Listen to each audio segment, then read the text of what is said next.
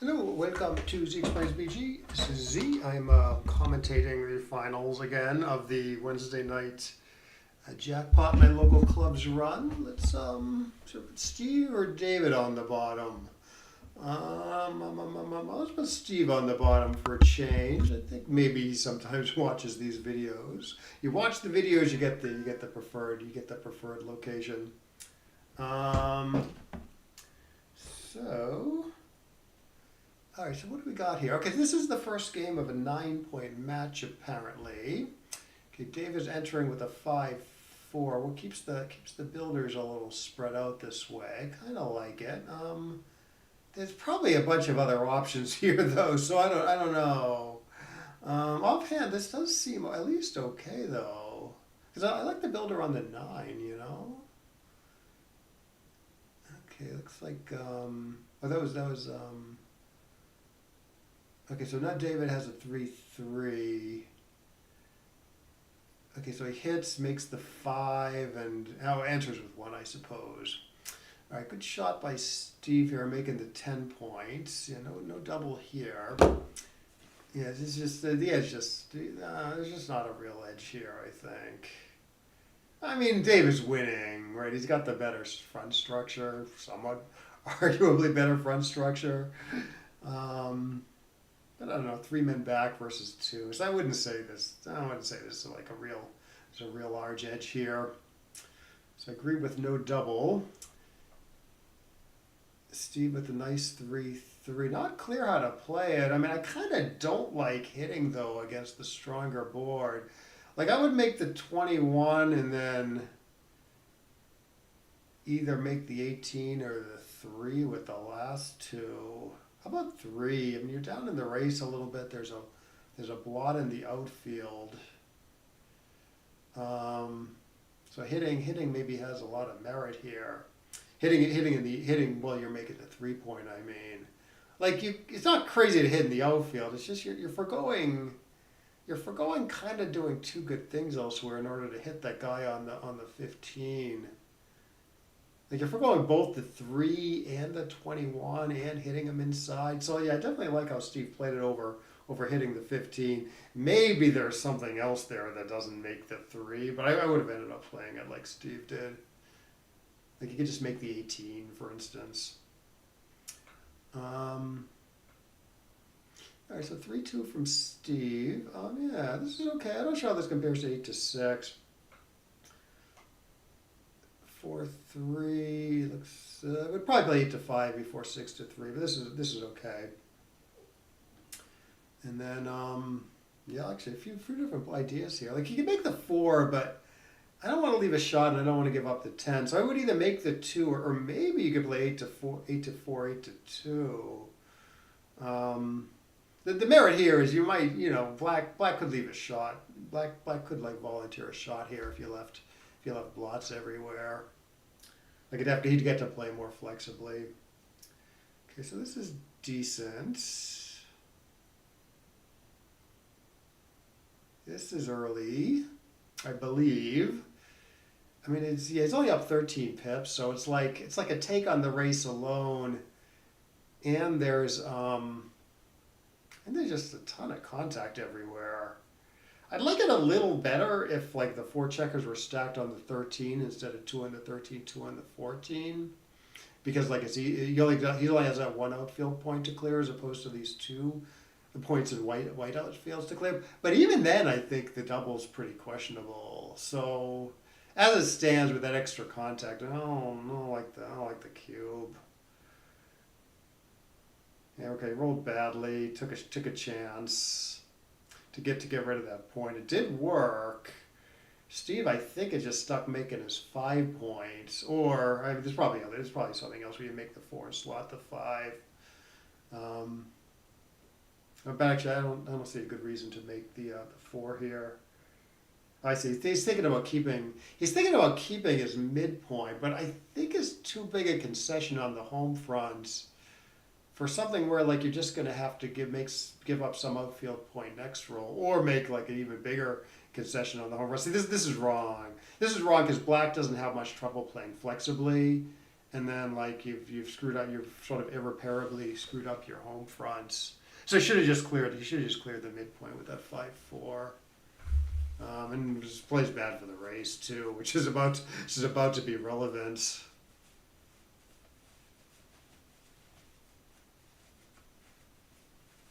Yeah, these 4 pips. Okay, no double, but he gets to clear the mid cleanly.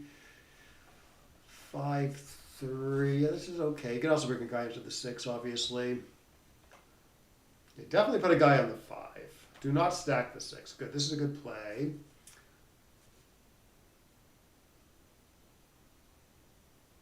Okay, 3 pips. Yeah, good. No double yet. If he rolls like a 4 here or something, probably cube it. He's up 11. He's up 6. See, I agree with no double, even though he's up 6, because he's less efficient because he's got that big stack on his deuce. Oh, 7 pips there. That might have been a cube up 7. I'd have to think about that though. You could do Keith Comp there. Keith Comp might get that pretty close. You're up 4. Yeah, 4. You should cube this because he's not. He's a little less efficient than black, but not much. So the take pass maybe is more the question there. Up 4 pips like that. Again, this should be a cube. Yeah, it's just in these short races, like a few, a couple pips, 2-3 pips is plenty. In fact, this is a pass now. Yeah, so one nice rule. There's very few hard and fast rules in backgammon. But one nice one that's good to know in the bear off is if you have a 4-checker position and you're symmetric with your opponent. So this white's better than that here. But if say white had move a checker from the 4 to the 6 for white, so that's a symmetric 4-checker position. Those are all money redoubles. So this is a lot stronger than that. So this should be a pass because white has 2 extra pips, and it'd be a take if it was a symmetric 4-roll position. But yeah, with the 2, it's not always a take with a symmetric 4-checker position. But this one would be. But yeah, with the extra 2 pips, I do agree with double pass there. But it looked like Steve could have cubed that earlier, and it might have even been a pass. Oh, I don't like the last one. Yeah, I would do this. Okay, so like the same plan for Steve. I would probably play 23 to 22 there with the ace, sort of peek over the edge of the prime and slot the much better anchor, which would stop black from doing this anyways. All right, do not overlook the hit. Good.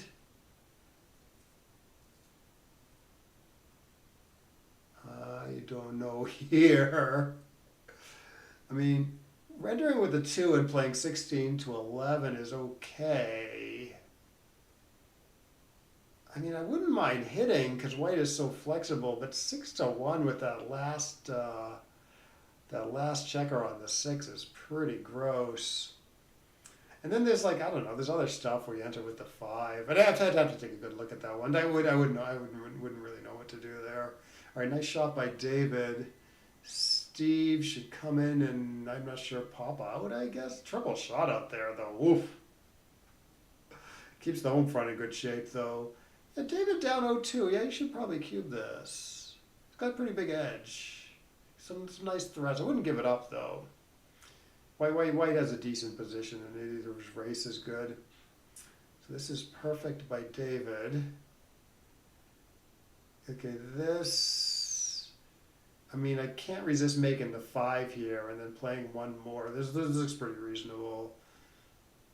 I mean, you could also maybe make the 23 there is also a play now. But I still kind of like Steve's plan. All right, is he going to go totally brute force here and make the 2? Or I think I like making the 8 instead. Safer and sort of a better block, better builders. Forgoes making the 2 though. So he goes with the extra point, hoping for a dance. It does not work. I mean, I think he's stuck playing 8 to 7, 6 to 1 here. Unless I'm completely spacing on a play. No, Steve agrees. Good play by David. Good roll by Steve. Decent roll by Steve. Anyways, it is a shot, I think. But you can make it the ace point though. You can play 13-1 with the next three.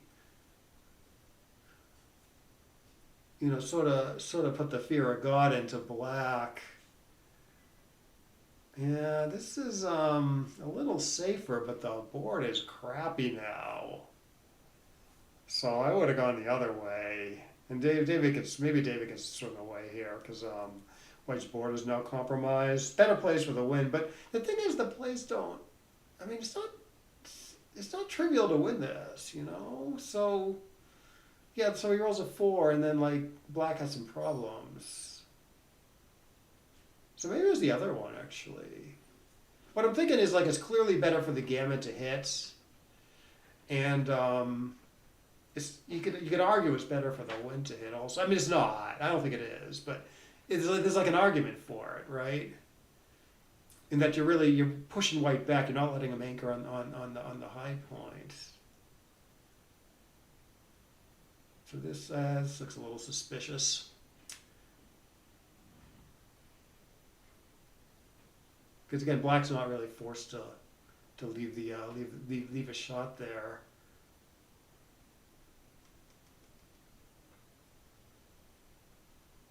All right, good play by David there, keeping the block on, and when the race isn't that good. The block does not work.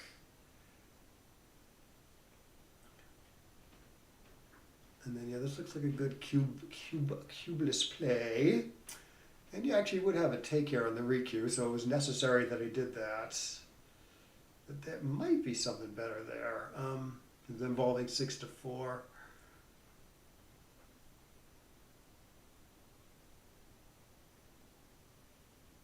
I know it's 13 pips. Okay, yeah, pretty reasonable. I don't know what I would do as David. I mean, is this?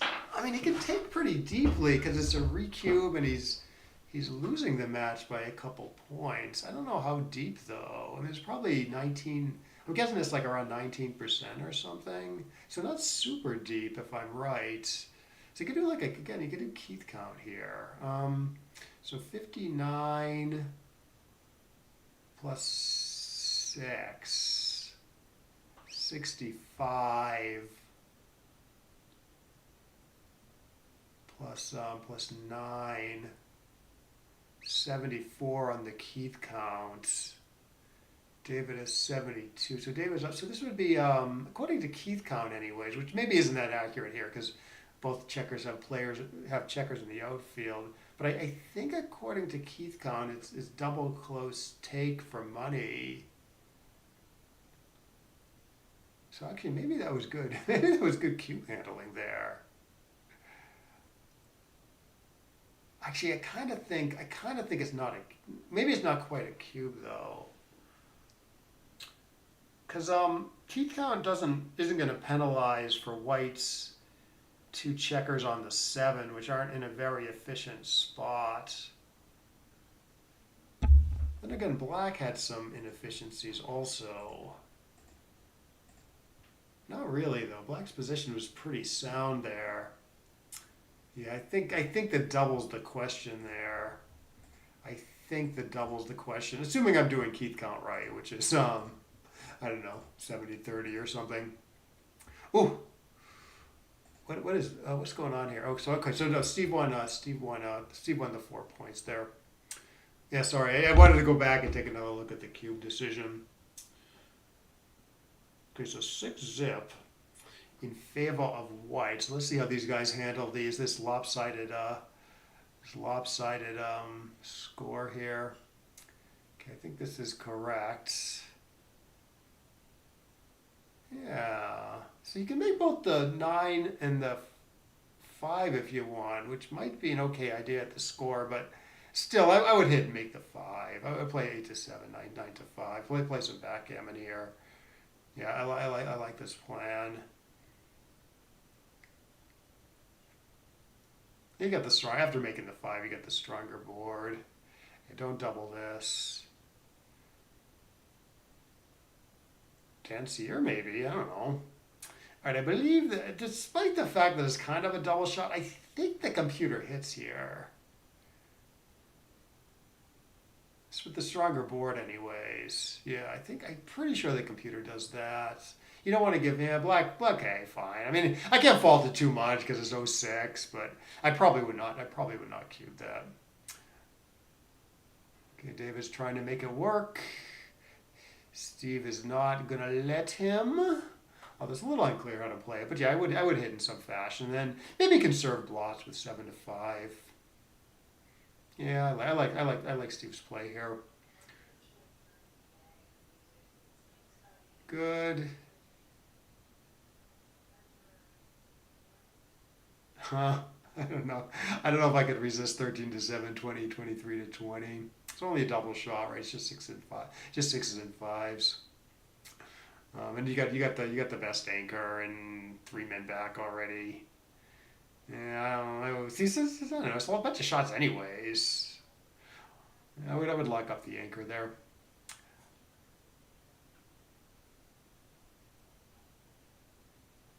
Okay, so it's kind of gammon go-ish. So you can make the 5 here also. This looks pretty natural. Keeping the 7 point, upgrading to the 21. Yeah, I don't know what I would do there with the other 2.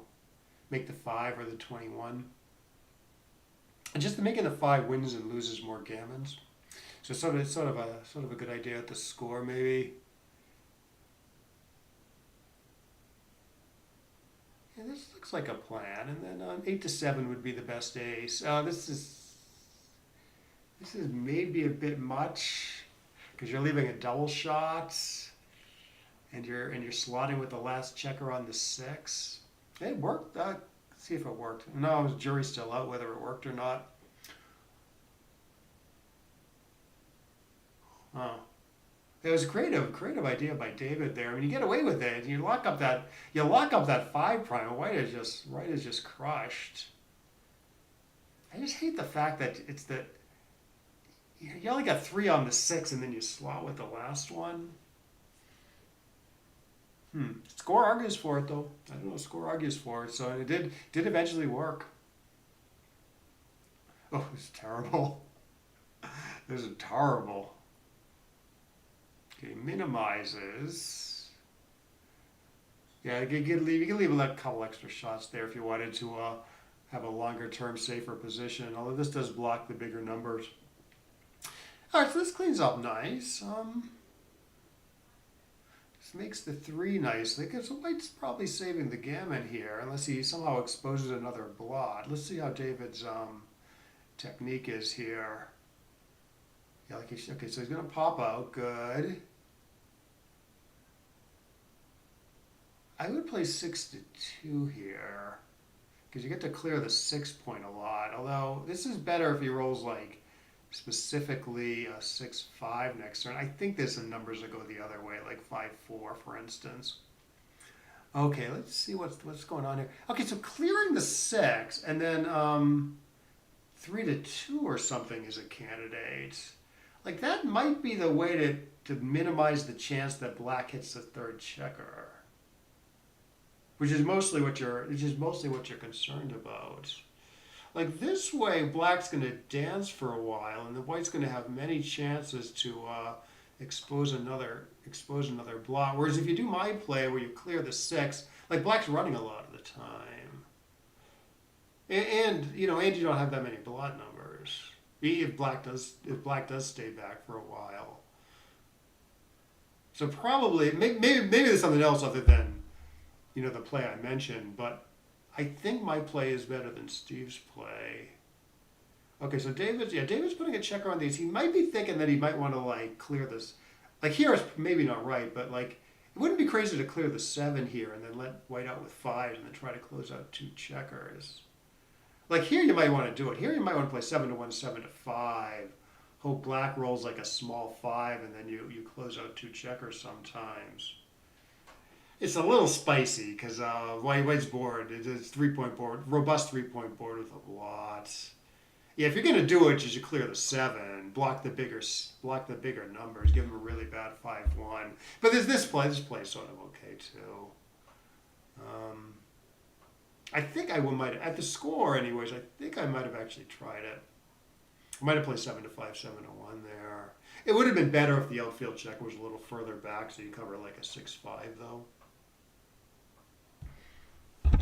And then maybe there was an opportunity to do it before with against a 4-point board, but that can happen. But it's like it's pretty rare. It's pretty rare to trap like it's called the trap play. It's pretty rare to trap against a 4-point board. But I don't know. I have seen it. So the conditions could have been right there. Score, about the score and the fact that White's anchored on the 23 and not the 24. I think you have more reason to just do the trap play when the anchor's a little higher. Because if you just play normally and come in, White can just win the race. Well timed 6-6 or even just like a 6-5 followed by another 6. But anyways, this is looking. I see the White hit, but this is looking more like a single game now.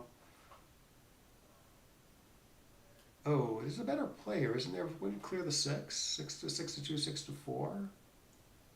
Just leave indirects. Yeah, there you go.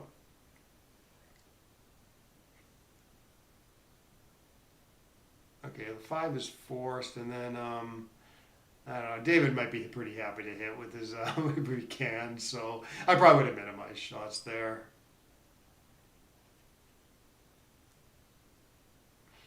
Yeah, just try for a last-ditch effort for the gammon. Like I'm thinking David would probably be happy to hit with any 3 there, like a 3-1. Or even 3, maybe, well, I don't know, 3-5 or something. He'd probably have to leave 2 blots on his board. So maybe not in that case. But anyway, single game for David. So it's 3 away. So Steve is 3 away. David is 7 away. Ooh, nice shot by David. Dance area cube. Okay, I guess you're hitting here. You're playing backgammon. Ooh, 1-1. Very nice. Yeah, instinctually I would do this and then double a dance or play on. No, just double pass. I was thinking about hitting twice. Yeah, that's trying to do too much, I think. Let's lock up the awesome 5-point. Yeah, I like it. Now maybe you'll want to make the 21 against the 2-point board, against the stronger board. At this score, at this Gammon Savage type score, maybe you make the anchor there. Well, here you make the 10, and then I guess you split. It's only 7 in the zone. 7 checkers over here. I mean, so not a lot of attack stuff. I thought, I guess a good cube in here. I guess a good attack number, and then a good cube, and then I mean, you take for money. It's still kind of an okay cube for money, so yeah, pass is pretty reasonable at this lopsided score.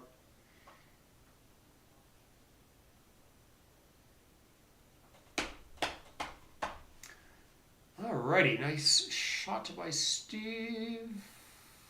Okay, I would probably play like this also. I would just play 13-8. Not try to do too much here.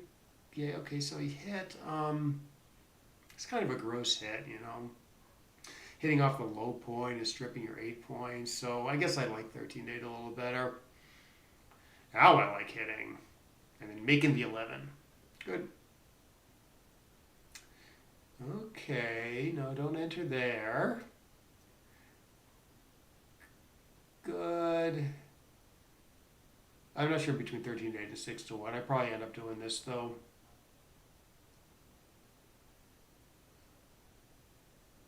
At the score, maybe there's a little bit more argument for 6-1, though. It does win more gammons. Oh, how's David going to play this one? I mean, there's a couple of safe ideas. 6-1, maybe? hit the wrong guy because it's safer and you want to push that checker up while you're up in the race and you're just trying to come home. And is the safe plays like too ugly? I think it's 6-1. This is sort of more optimistic. It's a lot more shots though, and the two doesn't play great.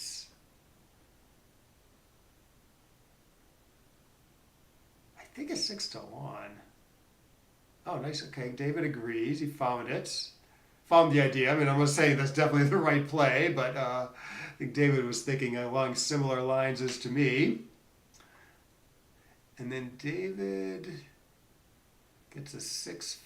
A little unclear how to play it. The back man doesn't go to good spots, so I guess you're just making the 3 here.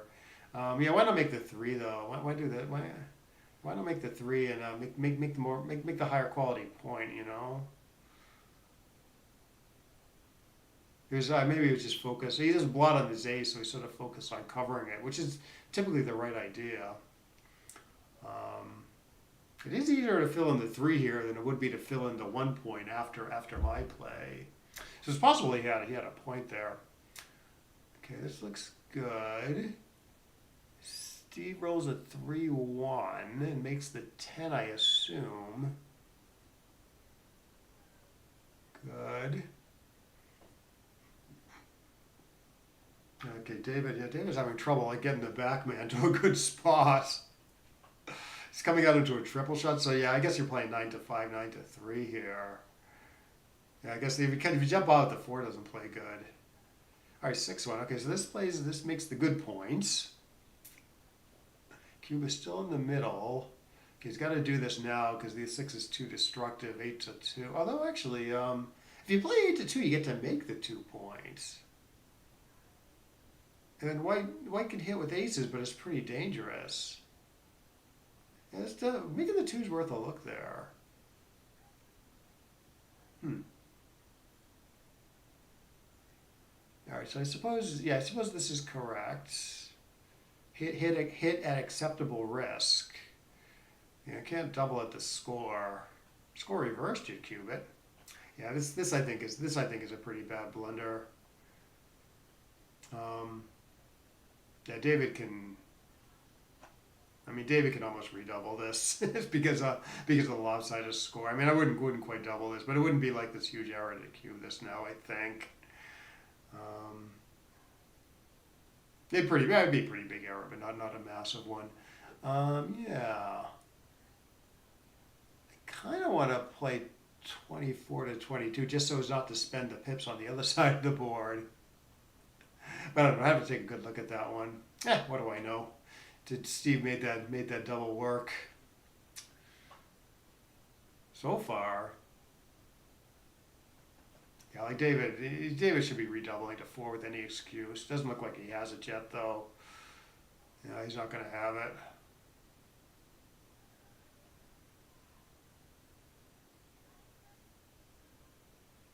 Yeah. Yeah, why not? And then 4-2. How about 4-2 here? I hope he rolls a 2-5. And if he doesn't hit you, you get to fill in that point nicely. I have a feeling he's gonna slot here if he rolls like a 2-1.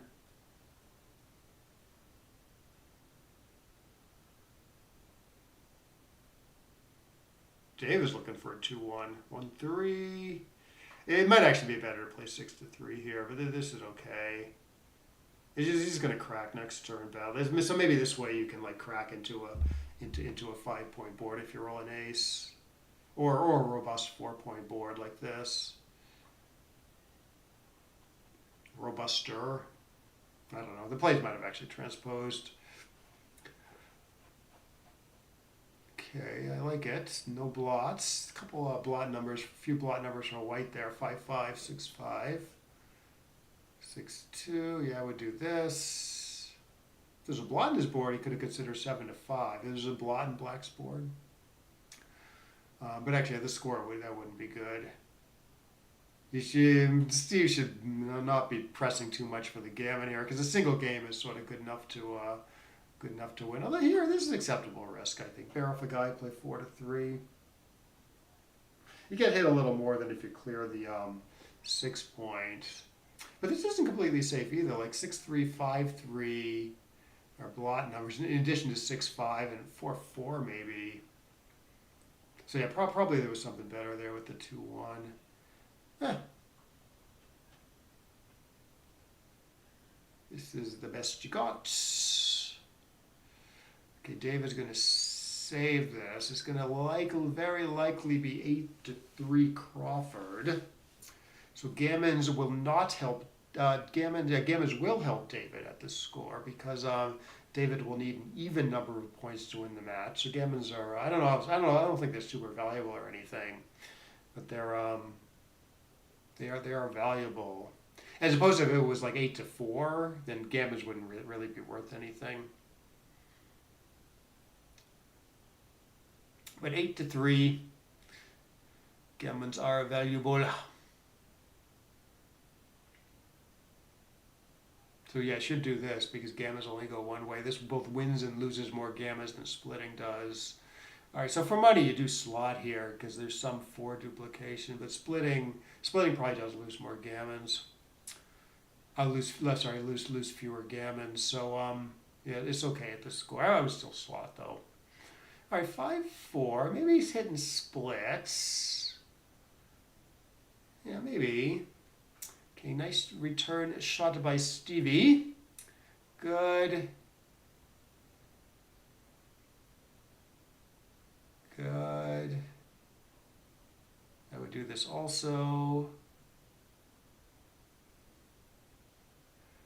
I think so a little too exposed to double hits, so I would have popped out 20-14 there. Steve is thinking that he wants to anchor somewhere, which is true, but I think it's too exposed. Especially at the score, you know. Although David rolled kind of a dud. See how he wants to play it. You could hit 10-5. Obviously, it costs you your nice 10 points, and then the 2 isn't that clear how to play it. Okay, so he just goes to something safe and solid. Fine. All right, so Steve can make either anchor, but not both, so he chooses the 20 points. Again, he can hit, but it costs him too much, so he's going to play 8-4, 6-3 likely. Or maybe run out from the back. Running out from the back's okay, too. I'll probably play 8-4, 6-3, though. Yeah, I don't like this as much. Gives up a point and leaves a bunch of shots for like sort of questionable gain. Yeah, I would have either run out from the back or more likely played 8-4, 6-3.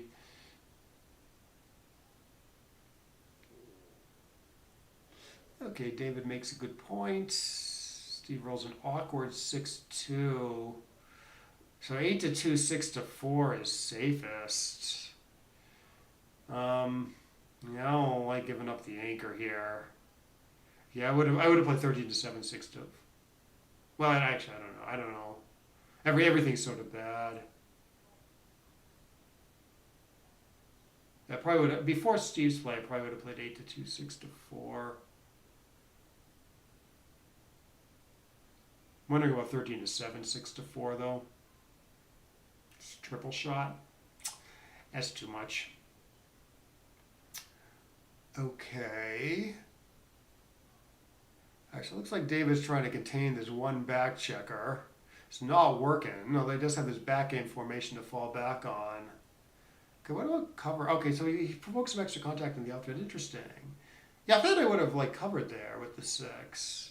But David was thinking, okay, I want to make it hard for White to come home without leaving a bunch of shots. So we found like a creative play there, hopping out. Like you like doing that. I just didn't know whether it's worth foregoing the 5 point for it.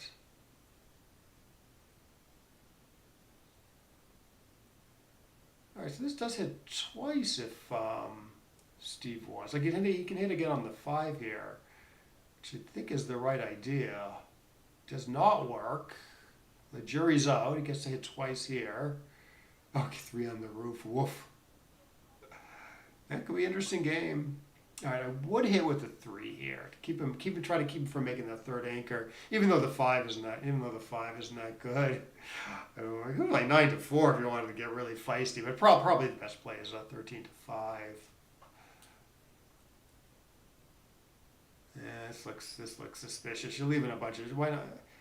I wonder if he misclicked there. Like that looks like a weird play to me. Yeah, I think maybe he just misclicked there. I think it's safer to play 13 to 5, you know. I don't know what to do. I mean, in the absence of anything else, I would end up doing this. David has this triple anchor game.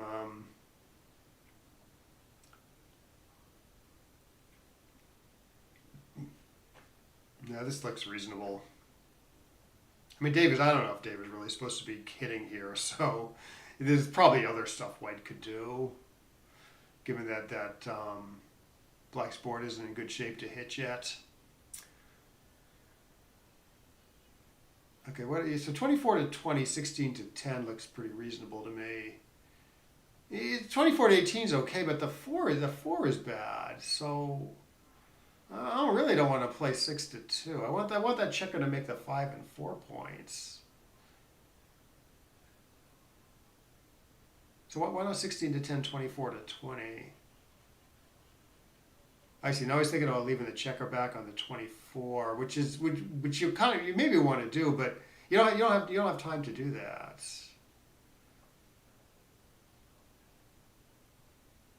I mean, you hit twice, or you make the 7. Yeah, he makes the 7. Yeah, I guess you do hit here. I guess you hit off the 11 here. You don't want to recirculate the checker on the 23 because that's a horribly placed checker. So this is good. Second best would probably be bar 28 to 6. Let Black hit if he wants, which is no big deal. Yeah, making the 11, or you could pop out and play 11 to 8. Although that's a big stack on the 8 point. That's a little awkward. All right, so probably he's playing 8 to 4, but 11 to 7 is a play here. Like again, Black's just not ready to contain a hit back checker, so I don't know if he's super eager to hit here, because it might screw up the timing if he does hit.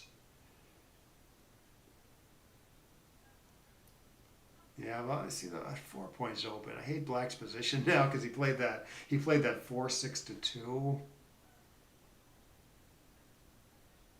Yeah, I don't know about this. I'd probably end up playing 11 to 4 here, but I'd have to take a good look at it.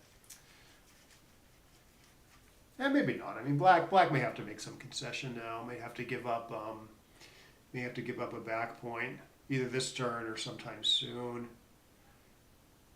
He says, "Sometime soon, please." Okay, so this I believe is a shot somewhere.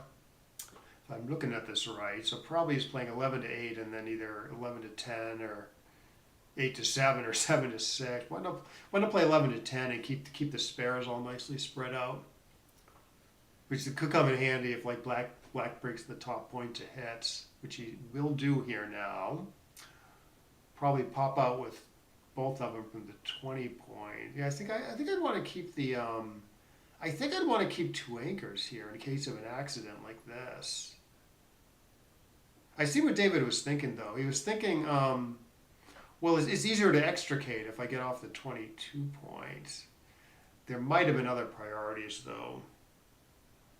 Okay, but anyways, he does get to remake the second anchor. And then White rolls a decent 4-4. It's a little speedy. Okay, just leaves sort of a few shots in the outfield. Reasonable. The distribution is quite bad. So there might have been something slightly better there for more shots. Oh, great shot by Steve. Jesus. Parfait. Still got some problems, but much less after clearing the 7.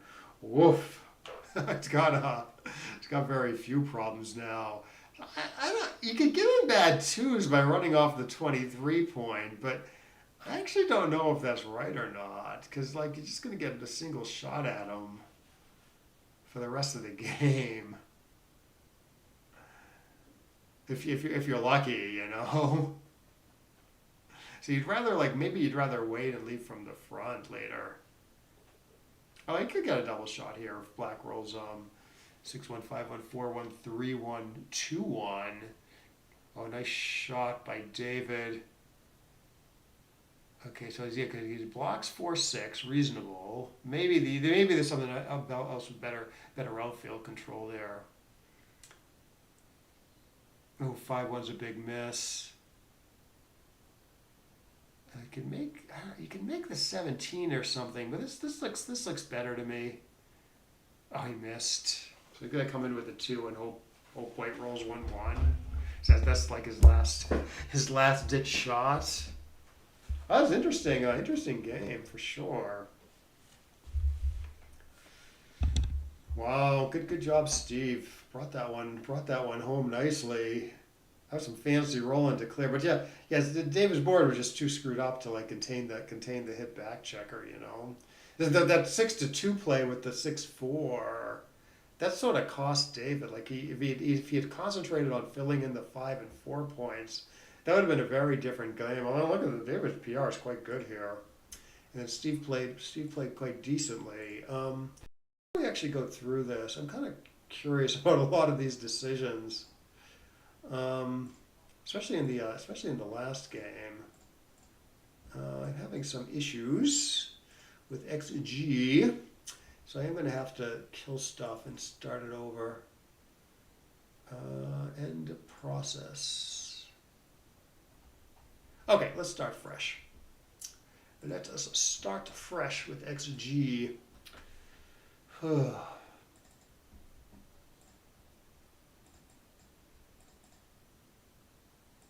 we up and running? Good.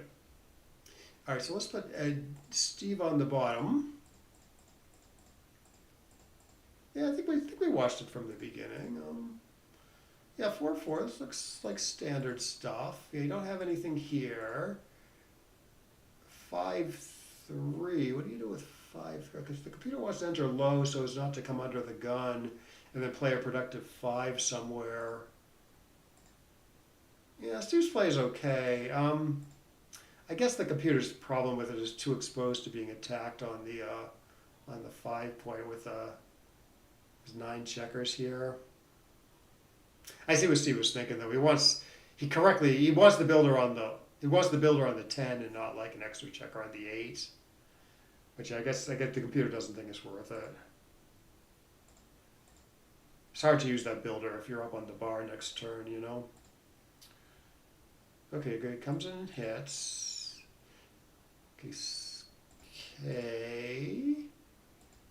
Okay. I think this is about where we came in. Yeah, I think I liked David's play here of getting the builder on the 9. So this is sort of similar to Steve's idea, except the alternative isn't. The alternative is pretty exposed also. Like entering with the 4, bringing down the 5, for instance, you're still kind of under the gun there of like 3 builders. So I guess that's the difference. A good shot by David there. 1-6. Okay, he makes the 10. Yeah, very far from a cube. Good. Okay, 3-3. Okay, yeah, best is what we were thinking. Don't hit here. Don't hit in the outfield here. Just lock up 2 great points and hit them in your inner board.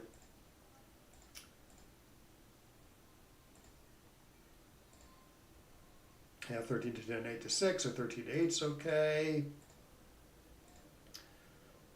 Okay, makes the 2. Yeah, second best is to spread things out. But if you do this, white gets free license to place blots wherever he wants to place blots. So Steve pretty reasonably locks up a decent board. So now, I mean, maybe white's leaving blots, but it can be dangerous for him to do so. Okay, so that's good. Yeah, and the Davis double is pretty early. Again, you move the guys from the 14 to the 13 points. You could double that. But there's a little too much contact out here, and the race isn't good. The race is a take for white on the race alone. I don't know why you do this instead of just playing tidy for a roll. Oh, I see what he's thinking. Oh, yeah, this play isn't bad thematically because black has a blot in his board, and you get flexibility when you get away with it. Yeah. Our Steve's play isn't as bad as I was thinking. Like I would have just done this, or maybe this, but it looks like this is better. The computer thinks they're close. The Steve's play messes up the front position. It's going to be hard to fill in the 5 now, but it hits. I see what Steve was thinking, right? It hits white the most next turn because you maintain pressure on the blot, keep your midpoint longer, and then what's wrong with this? Oh, this is fine. Yeah, and there's sort of a similar problem here, I think. You're screwing up his front position too much for not enough extra contact, especially because white has good flexibility here. You know, it's not like he's forced to move off the 14 next roll.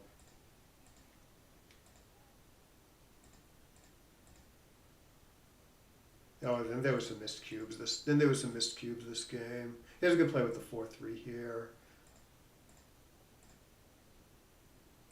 Okay, so he's up. Yeah, he's up 4 here, but he's less efficient because he's got this big stack on his deuce. What about here though? Here you could cube, I think. Okay, now here is still probably not a cube. It's getting a little closer. He's still got these extra checkers on his deuce. White's position is almost perfectly efficient. So it's I guess it's an extra. He's up 6, but the EPC he's only up 3.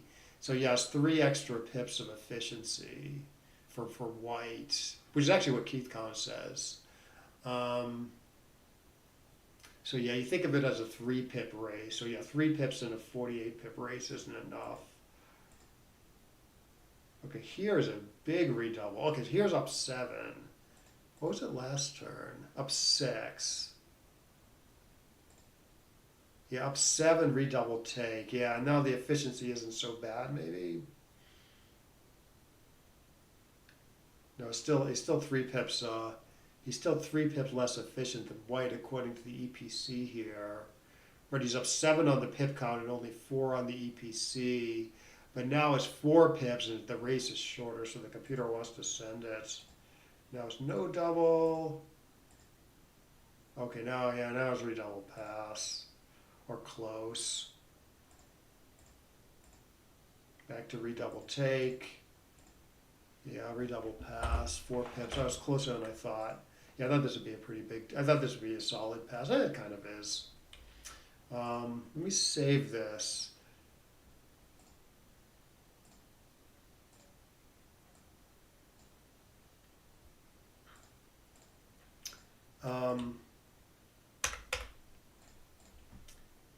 For money, any 4-checker symmetric position is a redouble. So you know immediately, well, I guess this is better. I was going to say, immediately this is better. You know immediately this is a redouble because it's better than a symmetric 4-checker position. Although having said that, it's a little bit, it's a little bit cheesy because it's a little too stacked, but still it is a redouble. It's still better than the symmetric position. I believe all symmetric 4-checker positions are takes, unless there's a checker on the ace point.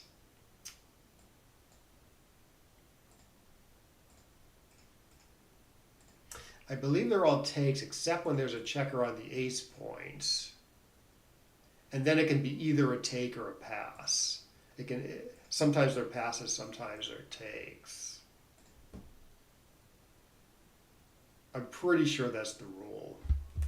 As I was starting to say during the match, it's kind of a nice thing to know. And this is just for money play, of course. Match score can screw it up. It's kind of a nice thing to know because it's like there's so few like rules that always apply in backgammon. So this one's kind of nice that it like always applies for money play, anyways. So I don't know. I kind of like that rule.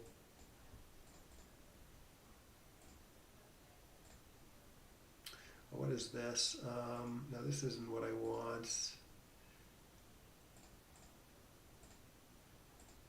I want this. But anyways. Okay, so it does go redouble pass. Good. 1-1. Good. How bad is making the 23 here? Yeah, it's pretty. This is pretty close. I guess if you do David's play, you do get attack some, but it doesn't look that potent.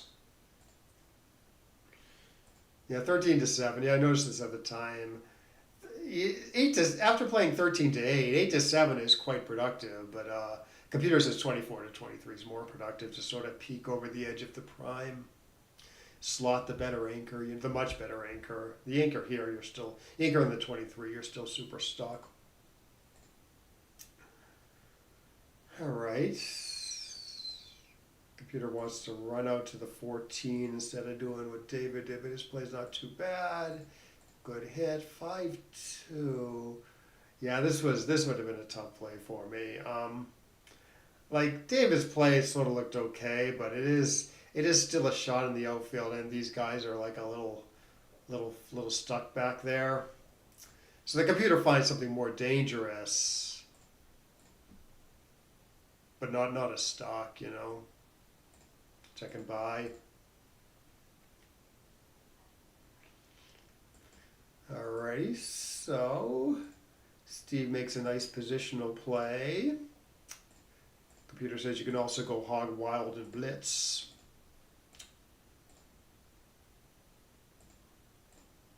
Bar 16.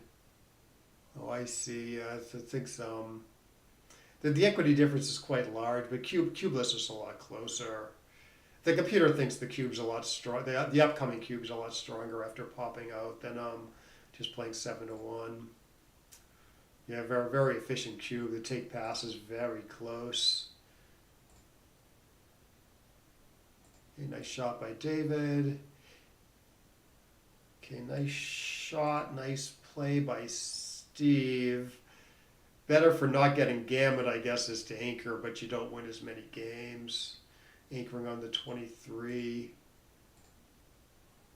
Okay, I would have probably got this wrong. I probably would have played 13-3 squared. Oh no, it is close. Fine. This versus this. You know, positional blocking versus blitz. David goes with the blitz, which is fine. I'm sorry, Steve goes with the blitz, which is fine. I would have done what Steve did. 8-7-6-1. Oh, I didn't see the other idea though. Yeah, so you don't get your 7. This is what the computer does. I can put it back. This is what the computer does. Yeah, no, this makes sense. I mean, you're forgoing your 7, making your 7 point, which is like a decent asset. But it avoids leaving a blot on the ace point, which is kind of a problem. Because like white's going to be attacking, black might be hitting. Yeah, you don't want that blot on your ace point. But honestly, I probably wouldn't have seen the other play. Yeah, why not play 13-1 here? Make a 5-point board. Okay, second best to make the 1 apparently, according to the plus of L. Yeah, this looks pretty good. This looks pretty good too. Good builders if white can't escape. And it's just like slightly fewer shots than what I was thinking.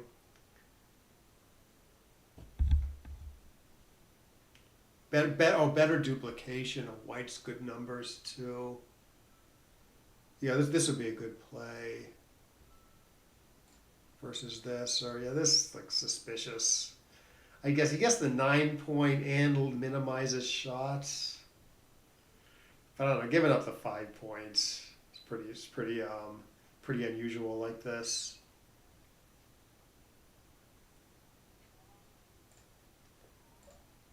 But yeah, like here, what I'm thinking is like here, you get your 5 point board, which is nice.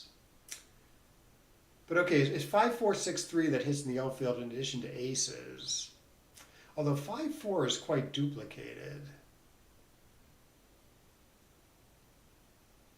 But if you do the computer's top choice,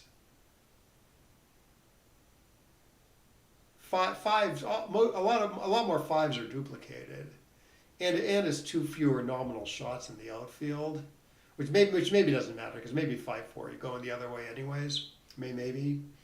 But see how like 5-4, 5-3 both hit this guy and make the 4 point. Yeah, I don't know. Maybe it's not. Maybe the duplication isn't as big a deal as I was thinking.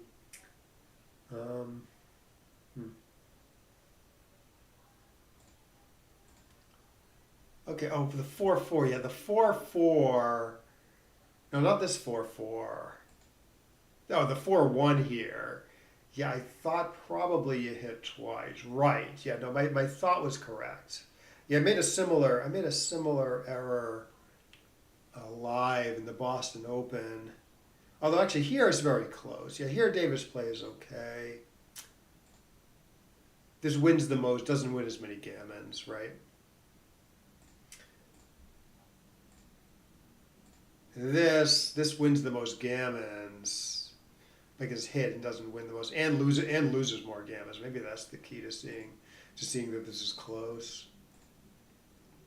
But anyway, it's a nice roll by Steve. You can sort of get back in this a little bit. Yeah, this is unnecessary. I don't know. White's happy to hit with, I think, every ace, except maybe 1-6. Maybe. I don't know. No, I guess because the race is close, I guess he's hitting with 1-6, you know.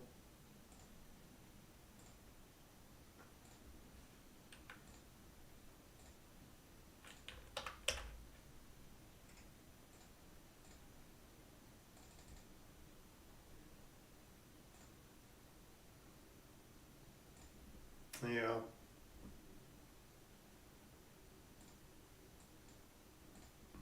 And I see what he's thinking. He wants to put pressure on the 11 point by doing it.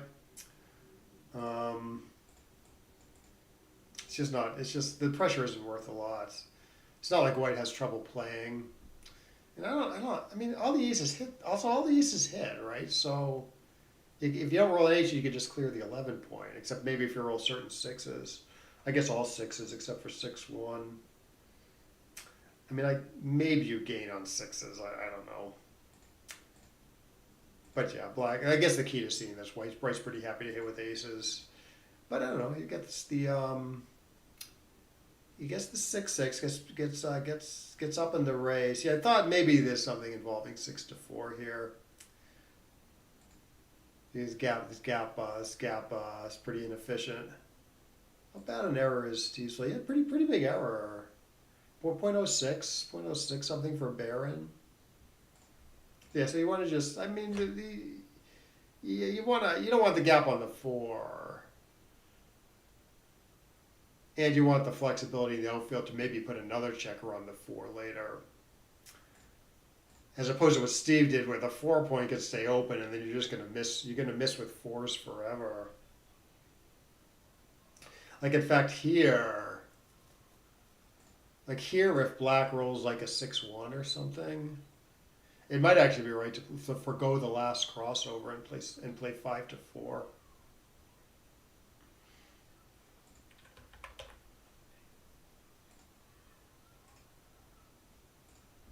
Yeah, see that? That's how important it is to not have all these checkers above the 4 point where you're just gonna miss forever.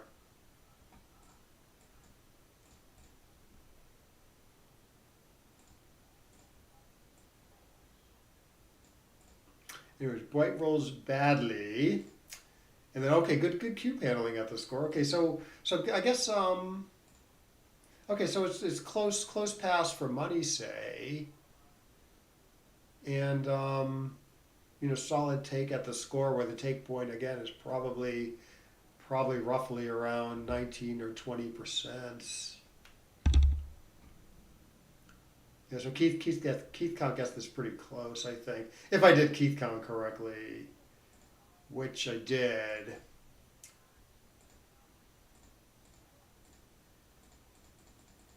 And Steve just wins. Okay, like standard. Okay, hit and cover, good. Hit, good. Yeah, not quite a cube probably, but it's all right at the score.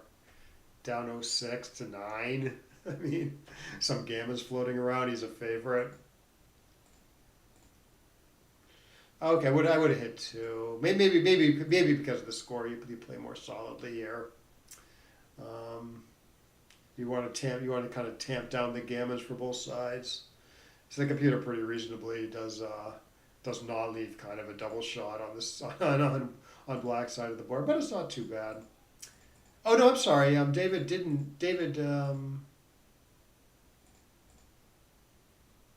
I thought David doubled already. Oh yeah, I thought for a second David doubled here, but no, he did not double here. He doubled with the double shot, which again is okay, but probably wrong. So yeah, similar stuff. Okay, good play by Steve. Okay, 6-3. Yeah, you make the anchor sort of paramount importance here. So even though you're leaving lots of extra shots to do it, you're never getting blown away. And the alternative isn't that good. The alternative is a buttload of shots also.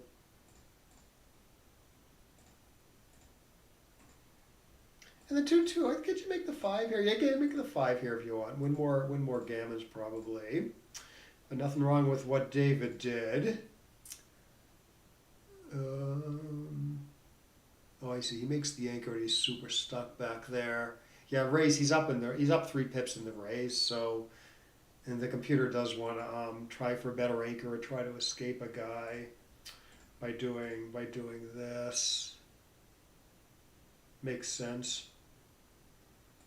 Much better anchored anchor on the 22 than the 23 here against because the 8 point is made. Yeah. Okay. This. Slightly different circumstances, this would be okay. But yeah, here I guess it doesn't make much sense because when black misses this, oftentimes he's hitting this guy, and then it's a little hard to fill in the 5 point.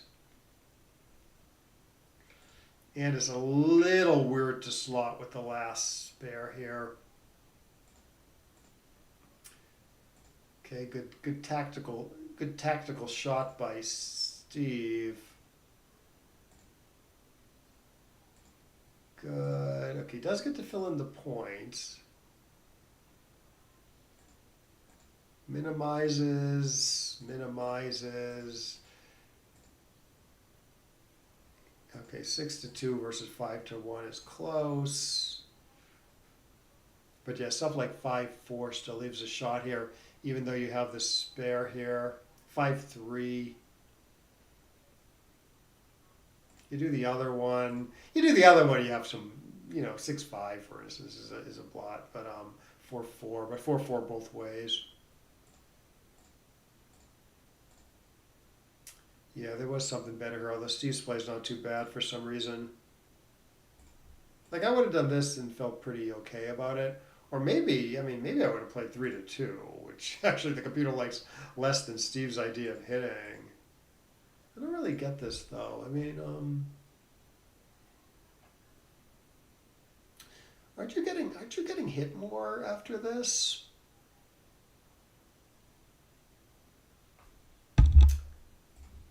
Than after my idea?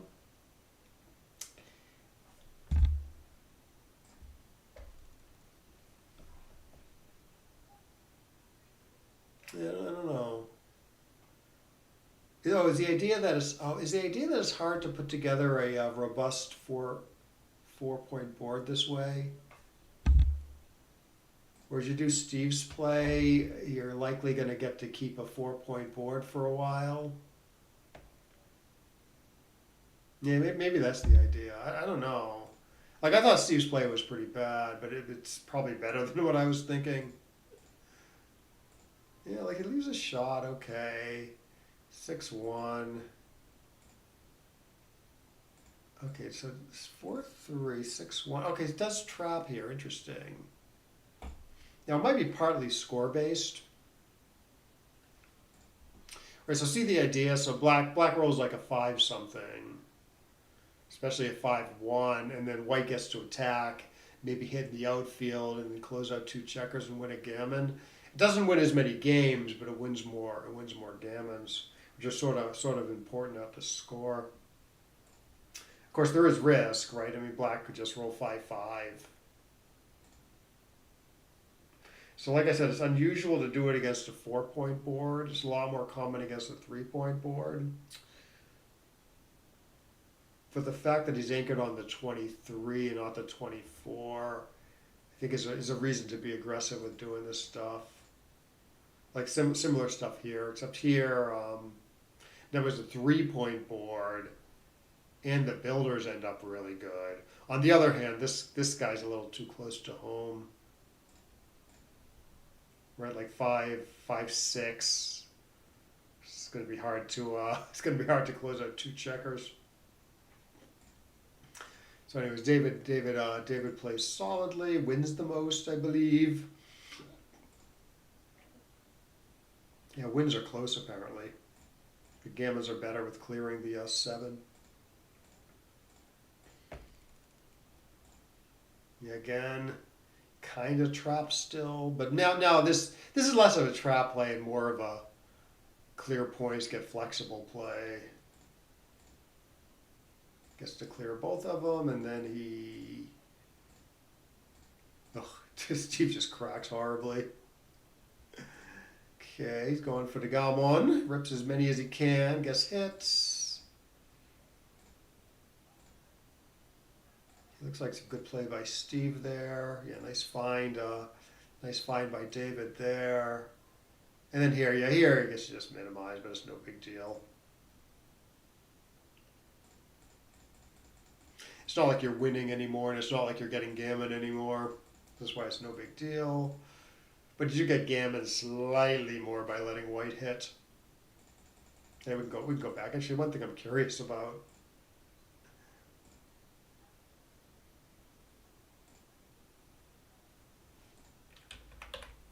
Okay, let's say you make Steve's play, and then white rolls a 3-5. Are you supposed to hit as white? Just desperately try to get a gammon at this score where gammons are probably fairly valuable? Or do you just play 13-5 without hitting and just win the game? It's pretty hard to lose, but you have 2 blots, so it's not impossible. I think you are supposed to actually hit here. Oop.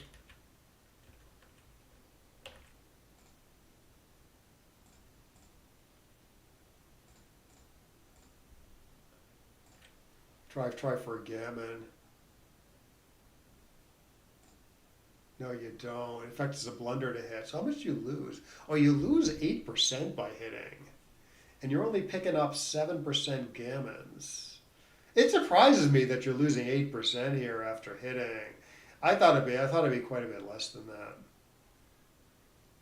But yeah, it is a double shot, of course. Yeah, I probably would have hit there in that circumstance. I feel like David would have gotten that right, though. So this was the 6-2 game? No.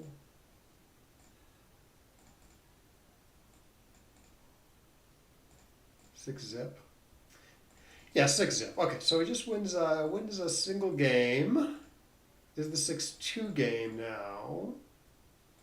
Good.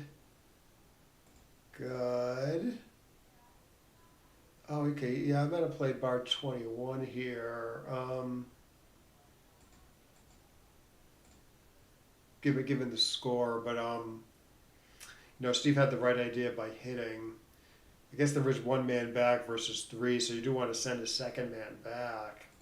I guess it's not. I guess it's not. I guess it's not too dangerous. Yeah, so good play by Steve there. Oh. Okay, good double hit, and then yeah, it looked like double pass. Good. Right, like the way I would have figured this out. I mean, I did mention it during the match, but okay, so it's 3 away, 7 away. So obviously, white needs to be very aggressive with the cue, and black needs to be very conservative. It's a gammonish position, and it's pretty reasonable to cube this for money. So this like very lopsided score where, I mean, it's 3 away for black here. So he's not going to get, he doesn't, it's still hard to see him getting like a good recube in. And if he happens to win a gammon, and black somehow happens to win a gammon, he doesn't get full value from the gammon because he only needs 3 points to win the match. So you got to be like really conservative taking his black. And it looks like kind of a reasonable money cube to me. So I'd be pretty skeptical I'd be pretty skeptical this would be a take at the score. So that's how I would have found the pass. Yeah, this is a little ugly to hit here. If you roll a 2-1, it might be okay because you're not stripping your 8 points. But even then, that's pretty questionable to hit off the low point when there's probably other productive things you can do. 2-1, I probably would hit though. I think. I guess the score argues against it a little bit. Yeah, 2 is still wrong. Score reverse, I guess you do hit.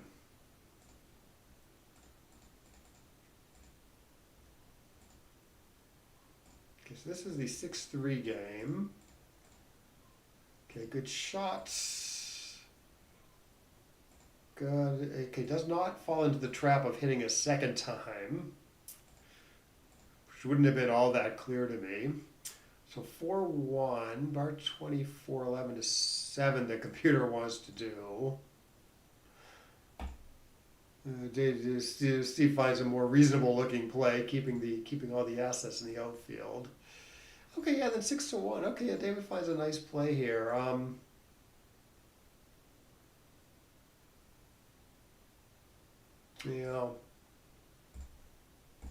Yeah. I mean, you say there's completely safe plays, but they're too ugly.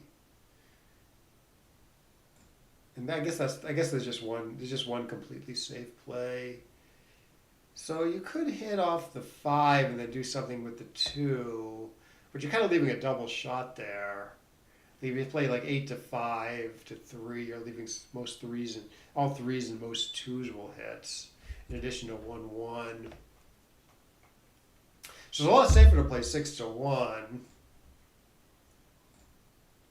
and the distribution is better. You don't strip. In other words, you're unstacking the heavy 6 point to hit, and you push up this checker at a time when you're up in the race, and you just kind of want to be able to play safely and bring everyone home. Like say you hit and black rolls a 5-6 or something. You're happy you came in high, so you can play behind. You can play behind him more easily.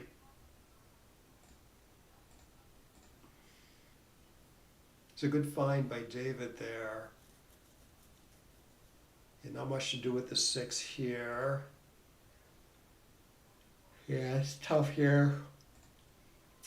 Yeah, I mean David's like hoping to get this guy home, but it just doesn't pop out to good places, so he kind of dumps checkers behind.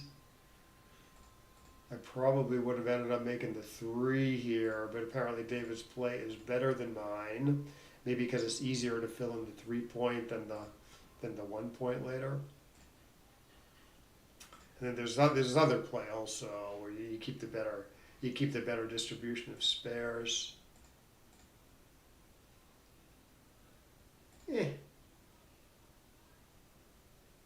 looks pretty reasonable. So 2s and 7s. What does the computer do?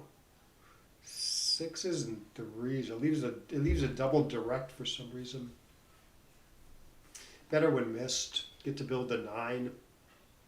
I guess you're down in the race so much that it's not super averse to being hit again.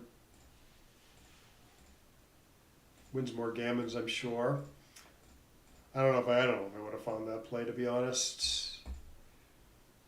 Oh, 6-1. Oh yeah, this was interesting. I mean, at first I dismissed not jumping out because I don't want to give up my 8 points. But then I thought, well, you're making the 2 point, and like it's pretty dangerous for black to hit here against the 5 point board now. So yeah, and the alternative isn't great either. Like the alternative jumps out into a triple shot. So anyways, I guess hit. Apparently Steve should play this a little bit more aggressively than he did.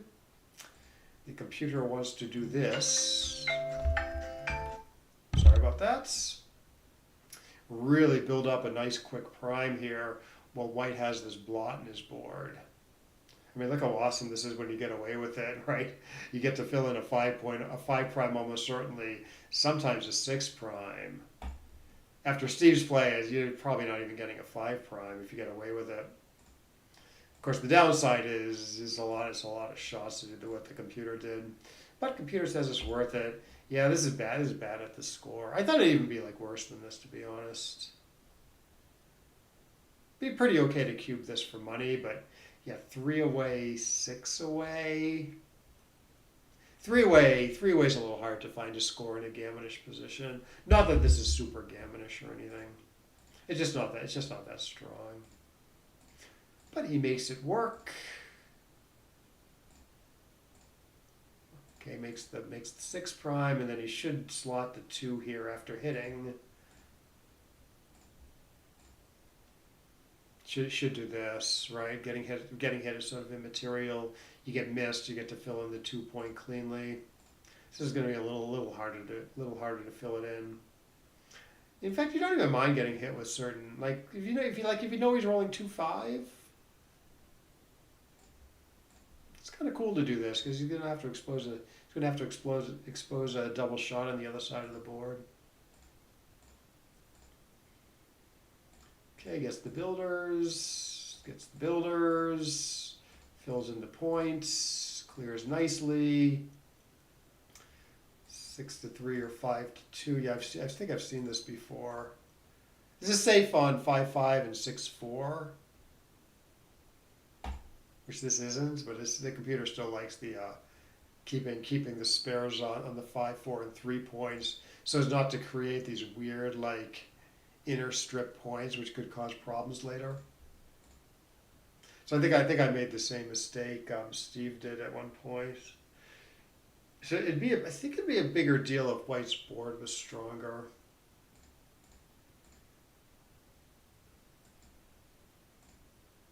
Okay, yeah, 7-5 wouldn't be too bad here. Okay, when he clears, he rips. I would rip here. Arguably, this is a little safer, than this. But of course, you want the checker off for the gammon, and in case you get hit, you want the extra checker off. Yeah, similar stuff here. Like you could argue Steve's play is a little safer long term. But you want the checker off. Getting hit it's a little hard to lose after getting hit. Good. Good. 6-5. Yeah, it's a little too exposed to come out to the 18, but it's not too bad. Yeah, just there's no great hit here.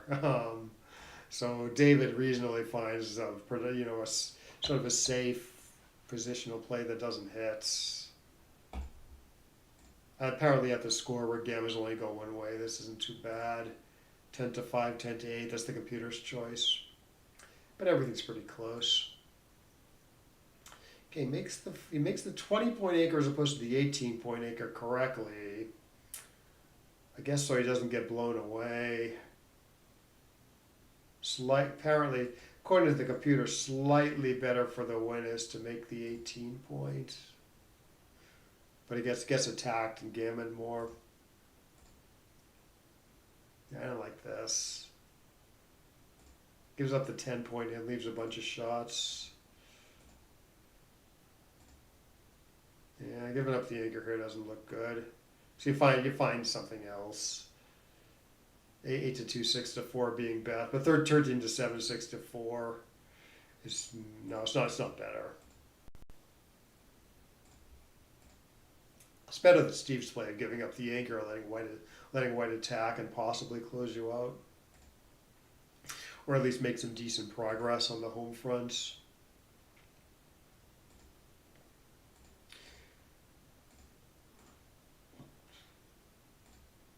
Is this the game that turns into the triple anchor game?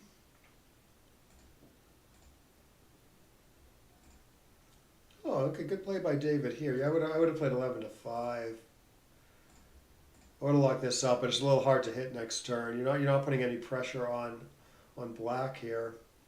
So David sort of he played it quickly, which is kind of impressive, right? He pops out, leaving a bunch of shots in the outfield, but of course, getting hit's not a big deal. 1 point board, 2 anchors. Guess it's better for timing the back game too. In addition to being able to hit black more next turn.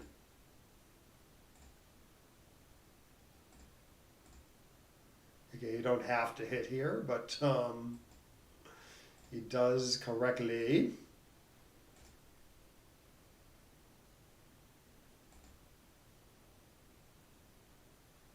Oh, hits here. Oof. Does not work. Okay, hits twice, reasonable. Yeah, why not play 8 to 5 here with the 3? I think, yeah, this looks weird. I don't know. In fact, if you're gonna pop up 23 to 20, like, why not? 13 to 8 is pretty gross. So maybe 9 to 4 is the best 5 in that case, but. You're leaving a ton of shots where you could play just 13 to 5 and hit the second guy, so you're leaving many fewer shots. But actually, the computer likes the crazy play, which I did mention, leaving 2 blots on the board. You get missed, you might get to fill in both those points, But if you're not doing that, you should play 13 to 5. Again, the computer finds some crazy slot play here. Doing this. We can go back, like 6 to 5, 6 to 4. Leaving a triple shot. Steve's play is pretty reasonable though. I think almost everyone's doing Steve's play. Hitting, making the 4 point. Let's take one more look at this. See, he wants to play 6 to 5, 6 to 4. To really gain huge on the 27 numbers that don't contain 2s, 3s, and 4s. I guess with the 3s, he has to give up his second anchor to hit. So maybe getting hit with 3s isn't so bad. Yeah, it's just like White's board is so underdeveloped and he has so many checkers back that the computer is just not worried about getting hits.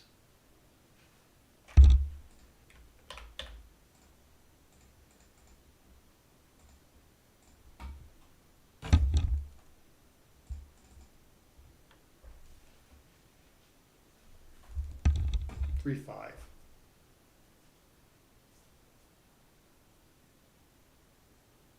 Is White supposed to break the anchor to hit here? Hit off the 20 point here?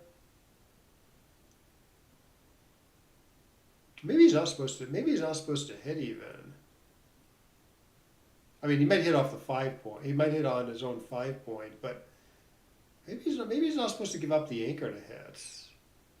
So it's not a triple shot. Maybe it's more like a double shot, No, it does hit. Well, 13 to 5 isn't too bad. So I guess you are getting hit with 3s, like a 3-5, but you're not paying super big to it because it's pretty close with keeping the anchor. Yeah, I guess here, I guess I see why you hit. I mean, it's a little hard to see this. If this goes badly, it's a little hard to see not getting to make a second anchor at some point. Remaking a second anchor at some point.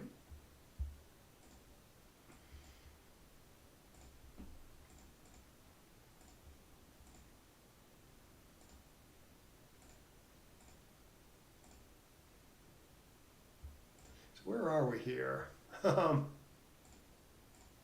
Sorry.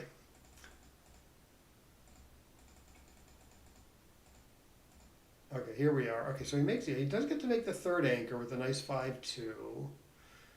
3-1, the computer just doesn't want to hit and improve White's timing.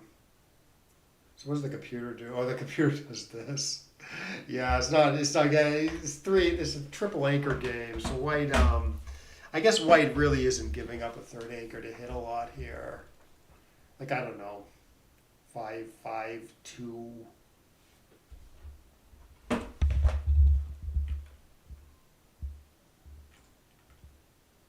Okay, so let's see. The computer wants to play 20 to 17, 8 to 7,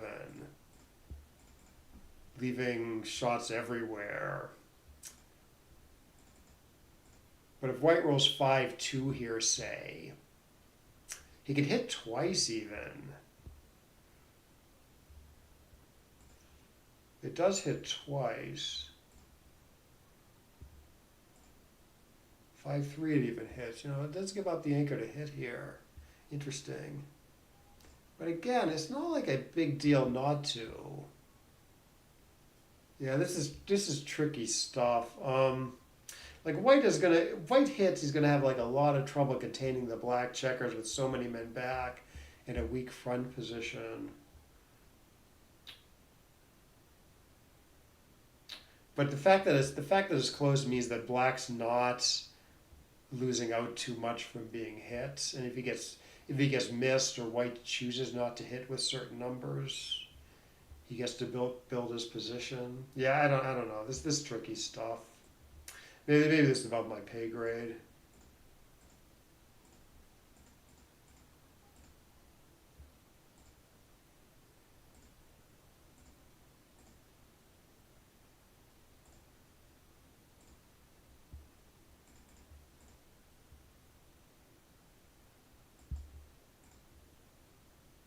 A7-6-1 the computer wants to play.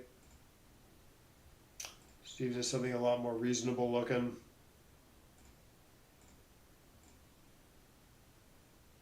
Okay, wants to hit twice, but Steve makes the 7.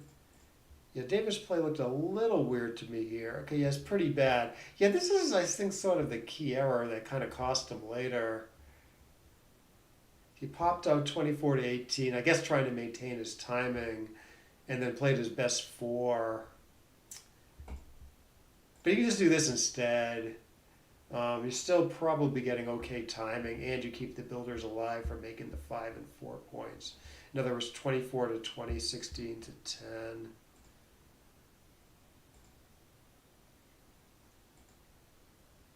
Yeah, in fact, here it doesn't hit. Here it says, okay, I'm just gonna play the triple anchor game, build up a board first, maybe let Black break down when I have a better board and I can hit later.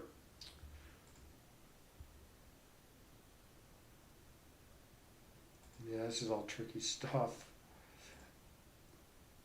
Yeah, it'd be pretty bad to recirculate this horribly placed white checker by hitting down there.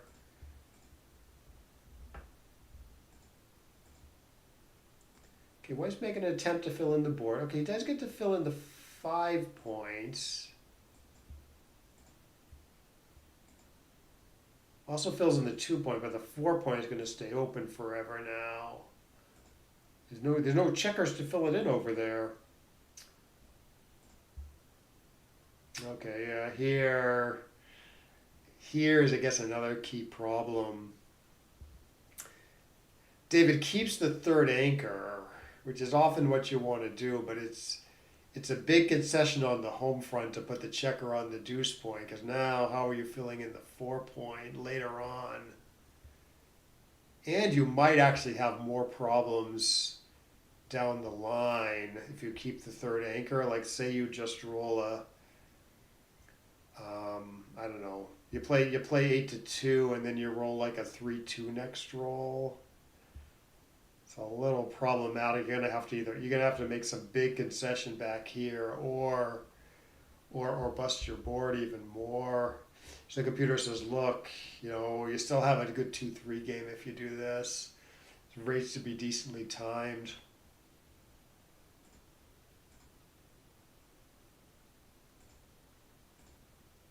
This looked a little funny. I would have done this.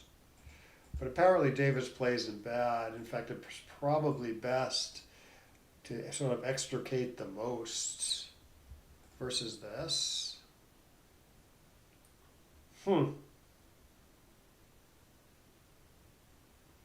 I guess the computer's thinking these guys are like pretty stuck back there.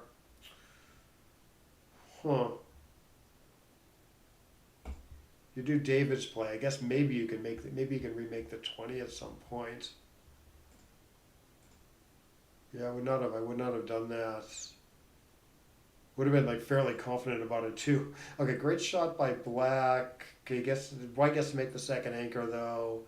Black gets to run. The computer doesn't want to hit. Jesus, this is 24-18, 6-1. Really? Huh. I don't know if people are doing this. Are people getting this play right? I don't think so. 6-1. You're playing 6-1 here? I'm not getting that right. Jesus.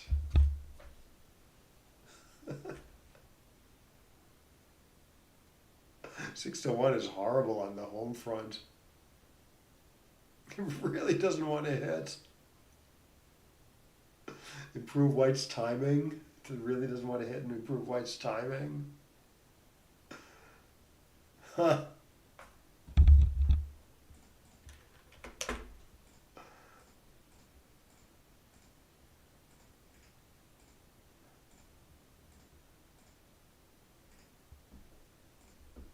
Oh, it does hit here. I don't know.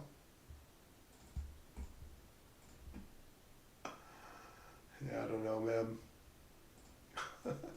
This game is too hard.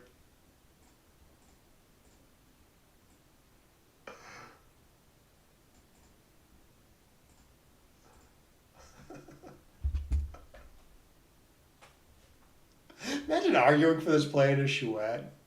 6-1.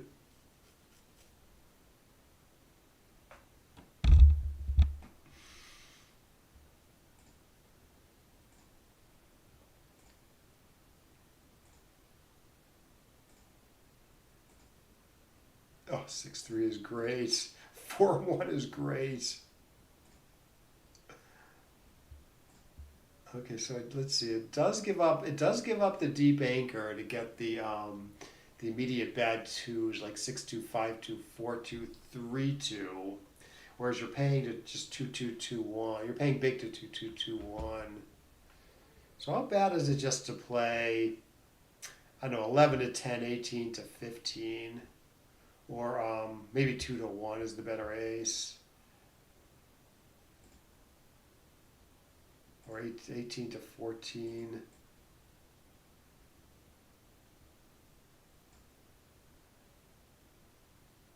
Sorry, 18-15, 11-10. Is that not on this radar screen yet? Like, that's probably what I would have done. I would have played 18-15, 11-10 to get a builder for the 4. But you're not. The problem is you're not getting a shot forever.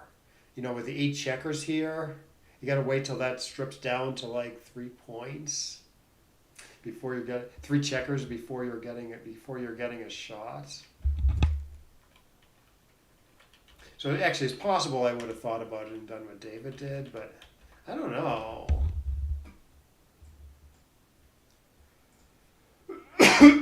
Yes, it's pretty close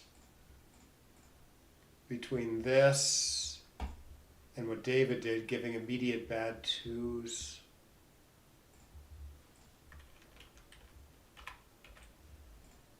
It might be sensitive to how many checkers are on the, like say it's just 6 checkers there.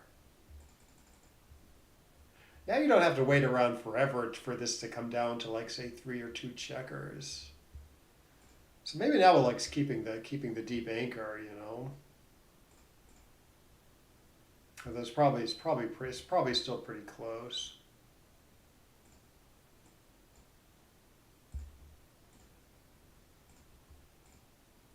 Yeah, it's pretty close.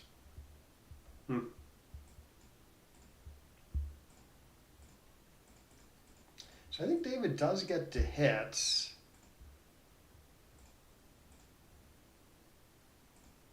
Okay, so it gives up the anchor, possibly correctly. 3-3. Okay, it does slot the 4 point nicely, because you got to fill that in. So even though there's not a lot of covers, it's pretty important. Yeah, he does get to hit. And he makes the 10 point pretty reasonably. Just block up 4-6. Although it actually might be better to spread things out of the outfield for better outfield control and more cover numbers. No, the computer does like making the 10 here, but it's close. It's close with like this, for instance.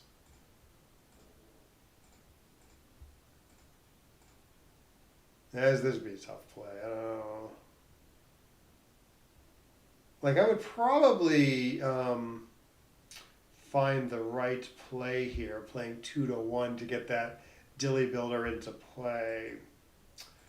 Or Davis' play of 10-9 to get 2 builders for the 4. I wouldn't have been totally sure like a play like making the 17 is wrong to block like double 1s, double 3s, put direct pressure on this guy. But this guy has to, I mean, if you hang back like David did, this guy has to move anyways. So it comes closer to all these builders here. So how bad is making the 17, I wonder? 22-17, 18-17. It's probably pretty bad.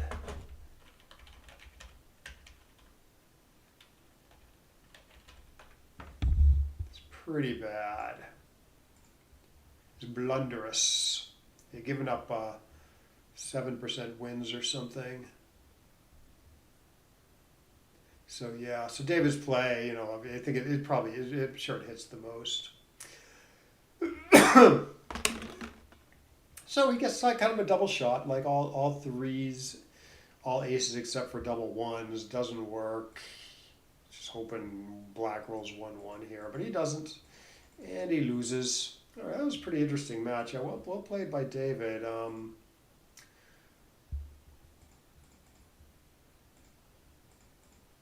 Tricky stuff in the last game, though. Jesus.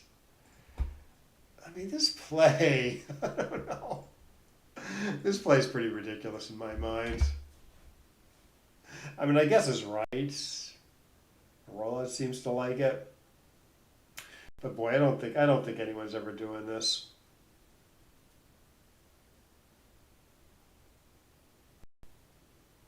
I mean, I think the rationale is you want white to be playing and mess up white's timing. I mean, which is sort of a typical, that's not like that rare in back games where you forgo hitting, so white has to like play and crunch his board, especially when winning a gammon doesn't help you as it does here. Like for double money, you do hit here because you win extra gammons. But just because gammons don't help you, you know, there's not this extra incentive to hit. Now, there is, as we saw, white is going to be pretty happy to hit with 5s after you make the computer's play. But it's like fairly close. So in other words, like black's not losing out too much by being hit because it's so hard for white to contain that back checker after hitting with the weak white front position. I'm just trying to think about how like one could possibly find this play. So I'm trying to go through like the correct reasoning for it. It's not. I'm not saying I'd ever get this right, but I'm just thinking. Possibly in similar circumstances, you could get this right. Like, say the 5 was like productive on the home front. Maybe you can get that right. Like, for instance,